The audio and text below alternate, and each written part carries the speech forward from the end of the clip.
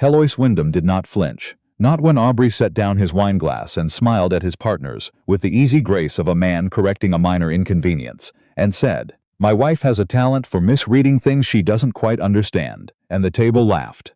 Not when Mr. Farwell, the senior partner, the man whose endorsement Aubrey had spent 6 months courting, chuckled into his napkin. Not when she felt the warmth drain from her face and understood with a precision that arrived exactly too late to be useful, that she had just been made small in front of the men who would shape her husband's next decade.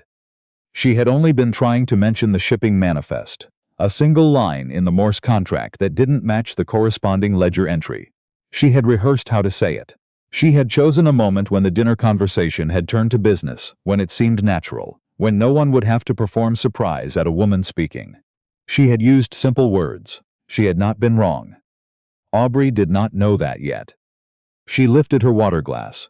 She kept her face arranged. She listened to the table move on, and she filed the moment in the part of herself that had been quietly filling, for 3 years now, with things she had observed and not been permitted to say. The marriage had been arranged when Heloise was 24. Her father ran a small but respectable textile business in Delaware, and Aubrey Wyndham represented exactly the kind of alliance that kept small businesses from becoming smaller ones.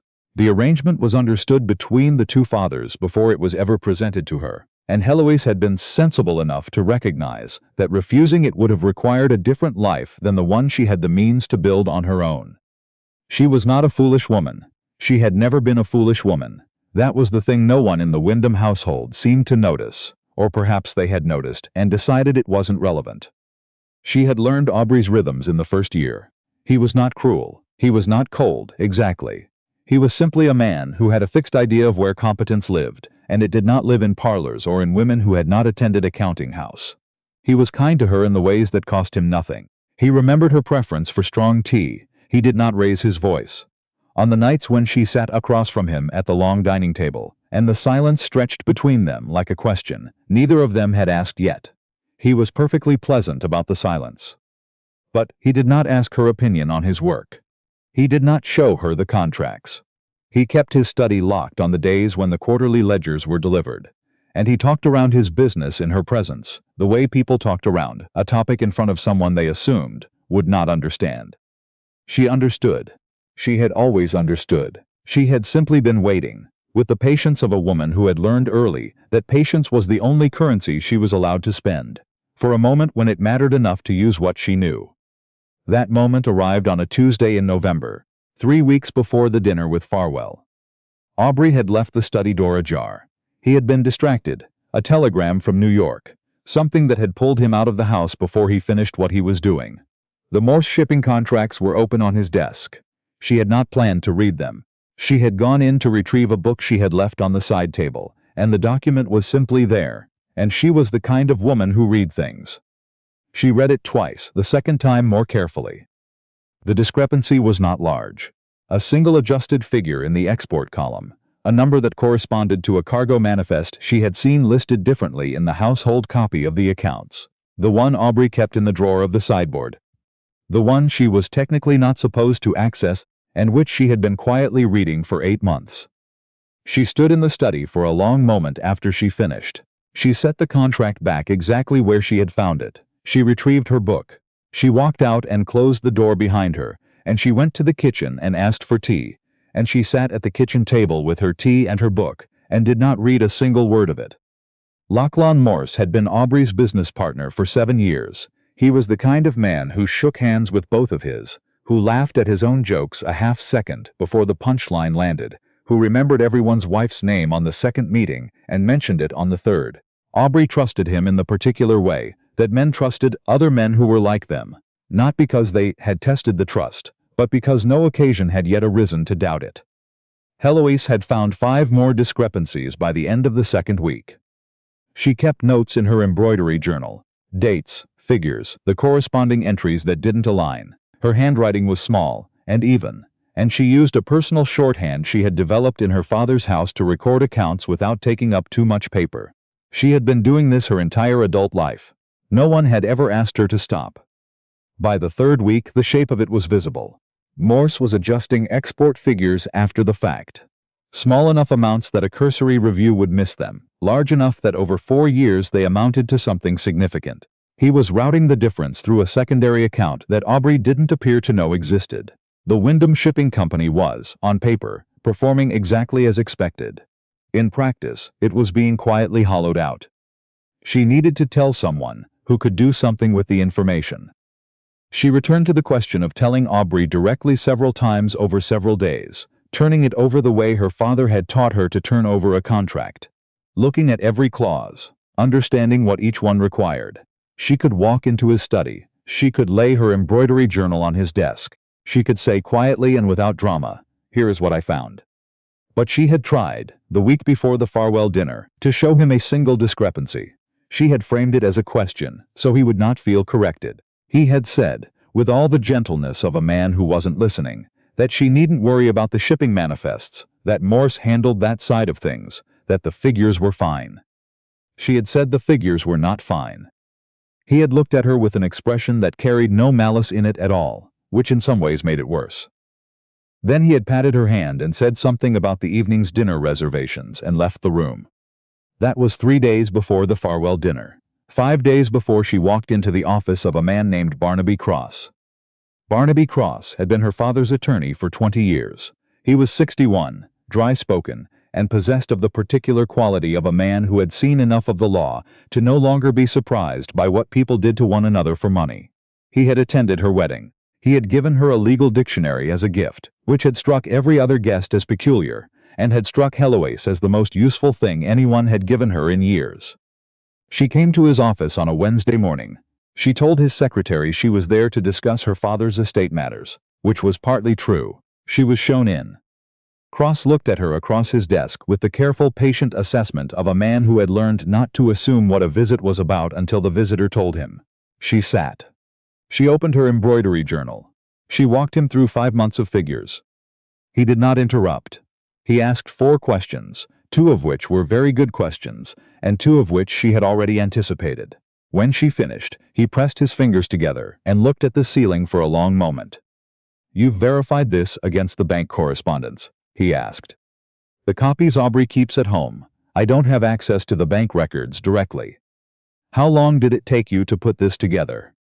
11 weeks. The framework was visible in about 3. He looked at her, not with pity, not with surprise, something more like recalibration, the expression of a man adjusting an estimate. "This has been going on for 4 years, he said, "if the timing is what you believe it is." "The Farwell deal closes in 6 weeks, she said. "The loan extension goes through the same account Morse has been routing funds from. When the deal closes, Aubrey will deposit the Farwell capital directly into that account. Morse will have access to it within 48 hours. Silence. "He's been building toward this," she said. "The small adjustments over 4 years were preparation. This is the exit." Cross was quiet for a long moment. The kind of quiet that was thinking, not hesitation. She had learned to tell the difference. "Mrs. Wyndham," he said finally, "if I bring this to the Farwell banking house, it will initiate an audit. Morse will likely be gone before it concludes, but the audit itself will catch the historical fraud. The Wyndham Company's books will be examined. I know. Aubrey's reputation will be questioned before it's cleared. I know that too." He studied her. "You could simply tell your husband." She looked at him steadily. "I tried." He absorbed that, the precise specific weight of it. "All right," he said, and reached for his pen. Sophronia Aldcroft came to call on the Thursday afternoon after Heloise's second meeting with Cross. She was 64, twice widowed, and ran the most efficiently organized charitable society in Philadelphia, with the brisk authority of a woman who had long since stopped requiring the world's permission to be competent. She had known Heloise's mother. She had watched the Wyndham marriage from a distance of polite social proximity for 3 years, and she arrived at the front door without sending a card ahead, which was simply how Sophronia Aldcroft did things. Heloise received her in the sitting room. The maid brought tea without being asked, which meant Sophronia had been here before. "You've been to see Barnaby Cross," Sophronia said. Heloise looked at her. "He told you?" "He didn't tell me anything. He mentioned he had a meeting regarding estate matters, and looked the way he looks when something is actually interesting." She folded her hands. "I've known Barnaby 30 years. I can read him the way you apparently read a ledger." Heloise didn't respond. She had found in the past weeks that she had less appetite for filling silence. "I'm not here to interfere," Sophronia said. "I'm here because I know what you're doing, and I think you should know that someone is watching who understands it." She looked at Heloise with the direct, assessing gaze of a woman who was deciding whether a thing was worth her time. "Morse has done this before, not here. Chicago, 11 years ago. Different partners, different company. He left before the audit was complete." Heloise was still. "You know him." "I know of him. My second husband looked at doing business with him. I read the Chicago correspondence." A pause. "My husband did not listen. We were fortunate that the deal fell through on other grounds. Aubrey doesn't know any of this." "Aubrey," Sophronia said, without particular judgment, "does not appear to know a great deal about a great many things that are happening directly in front of him." Heloise looked at her tea. There was a truth in that observation she did not know how to hold without it, also becoming a truth about herself, about her 3 years of silence, her careful patience, her practiced composure. She had told herself patience was intelligence. She was no longer entirely certain they were the same thing. "You stayed quiet," Sophronia said, as if she had followed the thought. "There are reasons women stay quiet. Some of them are good reasons. Some of them are just old habit dressed up as strategy." She tilted her head. "The question is what you do when staying quiet stops being useful." "I stopped staying quiet 11 weeks ago," Heloise said. Sophronia looked at her. Something shifted in her expression. Not surprise. Something steadier. The particular recognition of a woman who has been watching for a thing and has finally seen it move. "Good," she said and picked up her tea. The audit notice reached Lachlan Morse on a Friday. Cross had moved quickly, and the Farwell banking house, once they understood what they were looking at, had moved faster. Morse had apparently been watching for exactly this kind of pressure. He was gone by Saturday morning. Heloise heard about it through the ordinary channels available to women whose husbands spoke freely at the dinner table when they believed their wives were not paying attention. Aubrey came home on Friday evening, looking the way a man looked when the ground had shifted, and he was still locating his footing. He said very little over dinner. He poured himself a second glass of whiskey, which was unusual. He sat in his study until nearly midnight. She did not go to him. The following week was difficult in the specific way that weeks were difficult when the structure you had built your life around turned out to have a load-bearing wall that someone else had quietly been removing. Aubrey managed it, as he managed most things, with controlled composure and a great deal of activity. Meetings with Cross, meetings with the Farwell partners, meetings with the company's bank. The audit revealed exactly what Heloise had documented. The company's actual position was better than Morse had represented, not by much but enough. The Farwell deal held. Aubrey's name held. She was folding correspondence at her writing desk on the Wednesday of that week, when she heard him stop in the doorway. She looked up. He was holding a document. He had the look of a man who had been carrying a question for several days and had finally decided to ask it.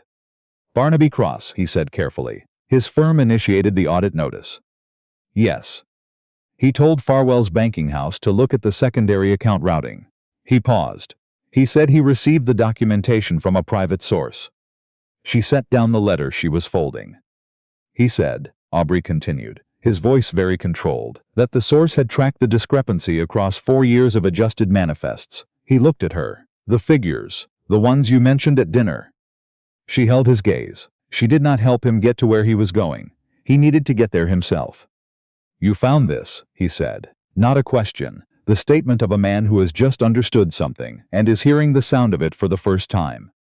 "I found the first discrepancy 3 weeks before the Farwell dinner," she said. "I had the full picture by the end of November." He was quiet. In the silence, she could hear the specific weight of his next question forming. "Why didn't you tell me?" he asked. "You tried once. I didn't listen. Why didn't you try again?" She thought about that. It deserved an honest answer, and she had been turning it over long enough to have one. "Because I had tried to show you one line in one manifest," she said, "and you told me the figures were fine, and patted my hand." She paused. "I decided that if you were going to believe me, you would need to see the whole of it, and I didn't think you would look at the whole of it if I brought it to you." He said nothing. The particular silence of a man who knows an accurate thing has been said, and is reckoning with its accuracy. "So you went to Cross." He was the only person I was certain would read it. And he read it. He read it in one sitting, she said. He asked 4 questions. 2 of them were very good. Something moved across Aubrey's face. Not shame exactly, though that was in it somewhere. Something more complex. The expression of a man looking at a version of his own life he had not previously been able to see because the light had been coming from the wrong angle. The shipping manifest, he said slowly. At the dinner you said there was a discrepancy. There was. I told the table you worried over things you didn't understand. You did. He looked at her for a long moment. She looked back. She did not perform anything for him. Not forgiveness, not vindication, not patience. She simply sat in her own sitting room, at her own writing desk, in the full quiet of a woman who had done what needed to be done and no longer required his understanding of it to make it real. Heloise, he said. She waited. I owe you an apology, he stopped, more than one. But particularly for that evening. Yes, she said, not cruelly, just precisely, you do. He absorbed that. He did not flinch from it, which she noted. I have spent 3 years, he said carefully, assuming you were not paying attention to things I never invited you to pay attention to. He looked at her. That was a failure of understanding on my part. I want to say that plainly. She looked at him for a long moment. She thought about the dinner, the laugh, the way Farwell had chuckled into his napkin. She thought about 11 weeks of figures recorded in embroidery journals, and the study door left open on a Tuesday, and the particular loneliness of being correct in a room where no one is listening. She thought about what she had wanted 3 years ago when she walked into this marriage, not love, necessarily not at first, just the chance to be of actual use, to be a partner in something real. He was offering her that now, late, imperfectly, from a position of having been rescued by the very competence he had dismissed. The question was what she intended to do with the offering.